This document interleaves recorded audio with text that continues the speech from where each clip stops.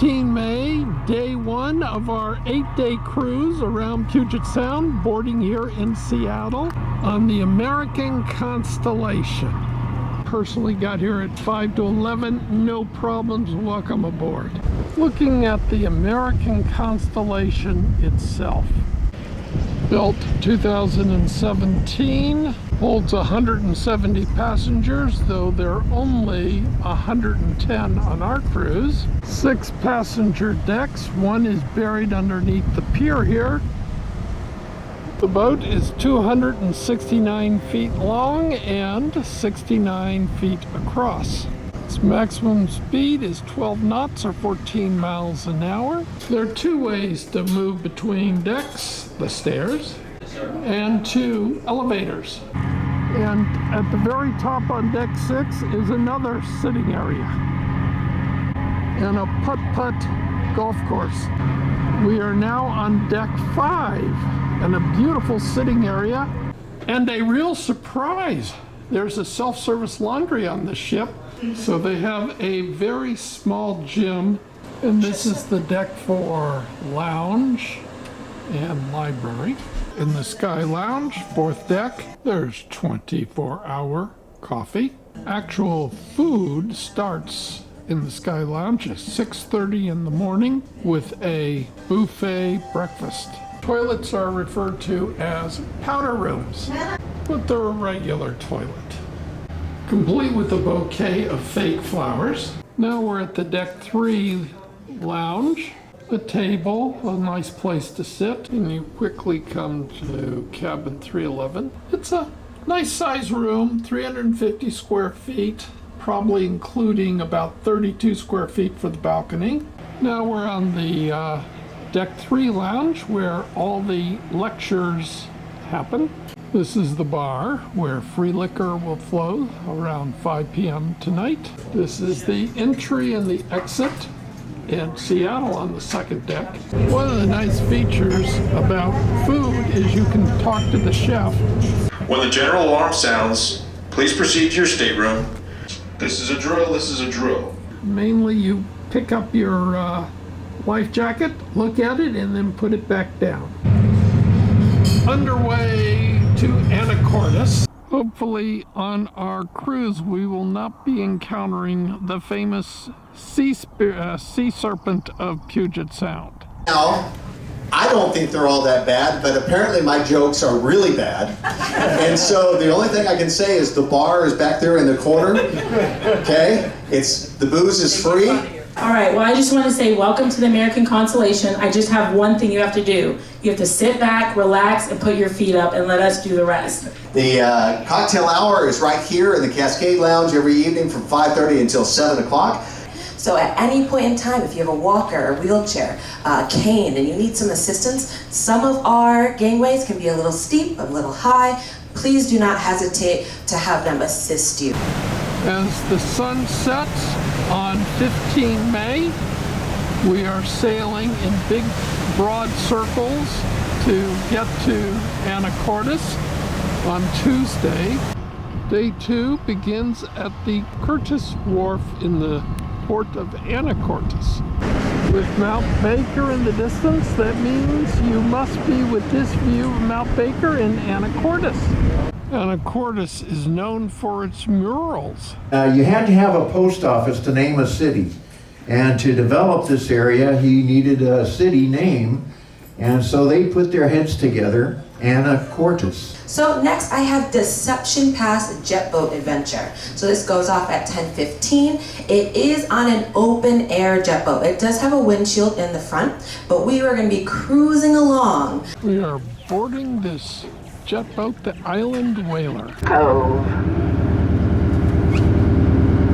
Looks like we have spotted a whole bunch of harbor seals hauled out.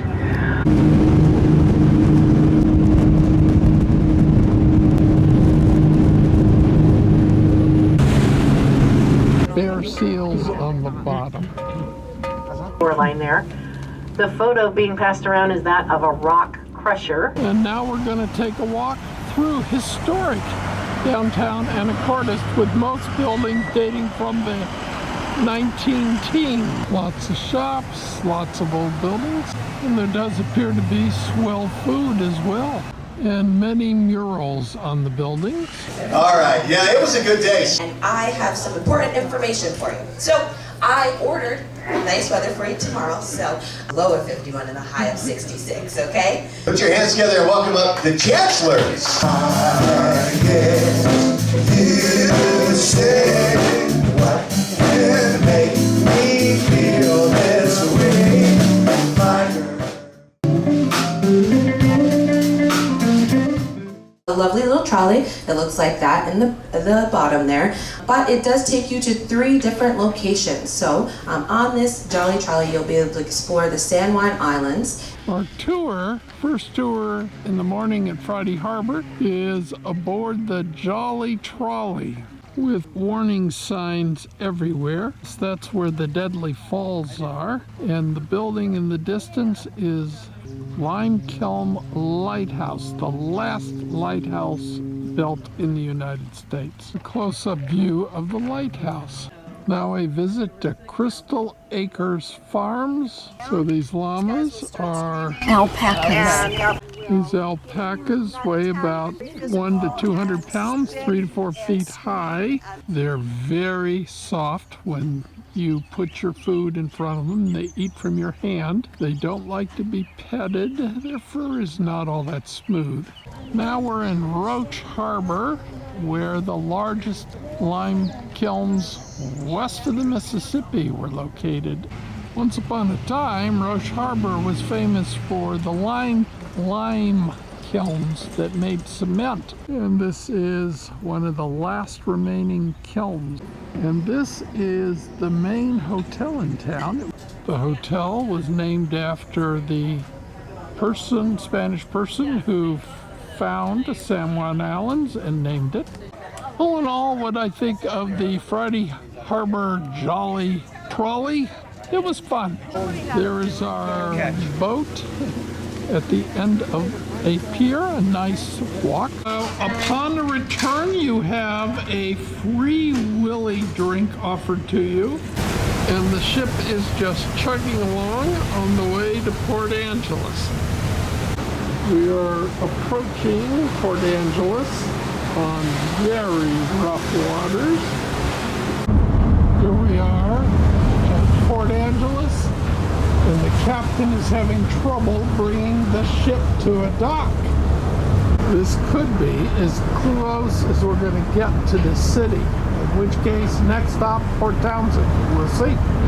The afternoon tour from Port Angeles is a drive to the Olympic National Park, and this is Lake Crescent, and I cannot even begin to do justice to the view of this lake. After a brief walk from the parking lot, one comes to Lake Crescent Lodge. A very interesting and very dark lodge interior. It was built in 1914. A very nice bar. The most famous thing that happened at this lodge is Franklin Delano Roosevelt spent one night here in 1938. This western cedar is about 400 years old, and I don't think I can get to the top. Nope, lost in the branches. Now it's time to paddle back to the ship. Howdy, howdy. Thank you so much for having us on board with you tonight. We came up with the name At Large because I'm Amanda and this is Todd.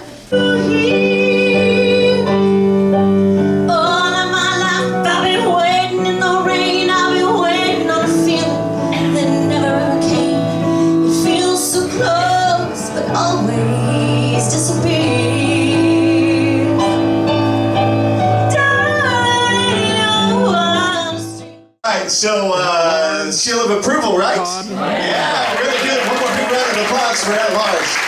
So this is the Olympic Game Park excursion, and you can't bring your own bread with you.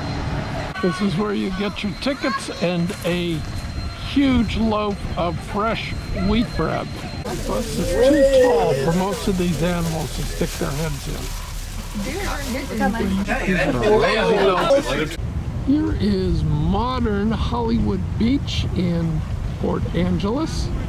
Place where people come to sunbathe and go into the lake. And here's a picture of Hollywood Beach from 1900. Here's a mural showing the Hollywood Beach. The afternoon tour is Lavender Farms in Squim. Jardin du Soleil Lavender Farm tour. Bought some lavender coffee here. It's cold outside. I've got the Mother May.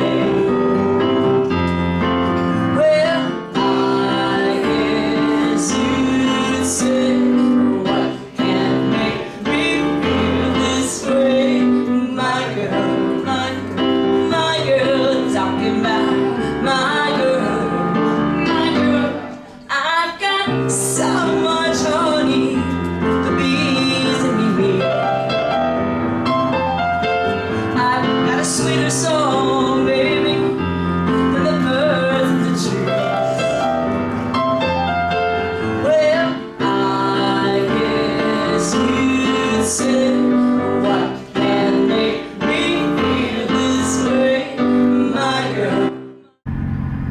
Saturday, May 20th, day 6.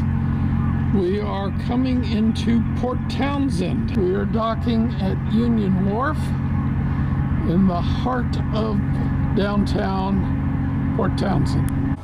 What a great docking location. Just a block away from the main street in Port Townsend, Water Street. It takes about 10-15 minutes to assemble the gangway. So they're about to drag the gangway to the ship, setting the rails. This will definitely lower the degree of tilt. So, getting close.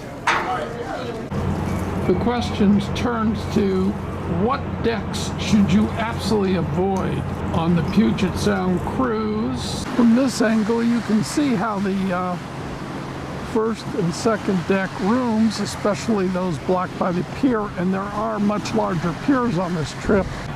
It's time for the Rhody Festival here in Port Townsend, the 90th.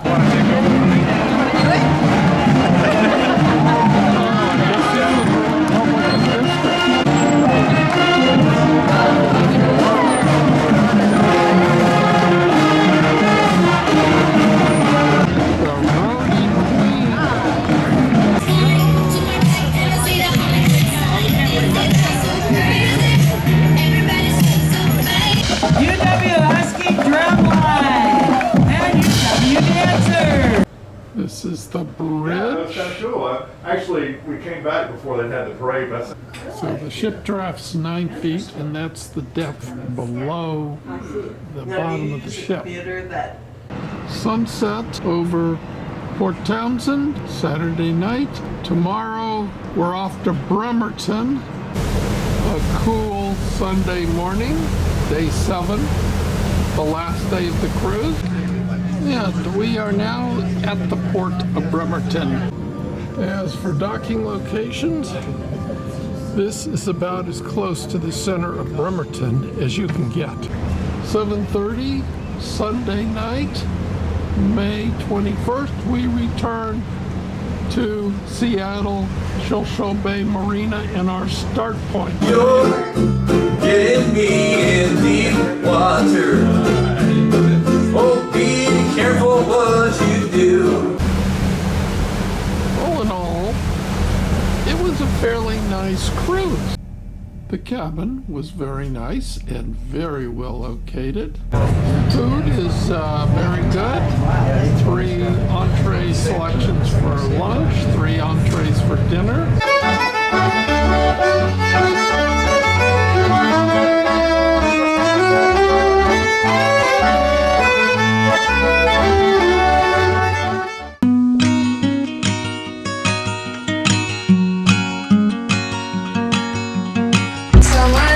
Welcome aboard, everyone. It truly is a pleasure for me to be here. My name is Paola Espitia, and I am your onboard guest lecturer.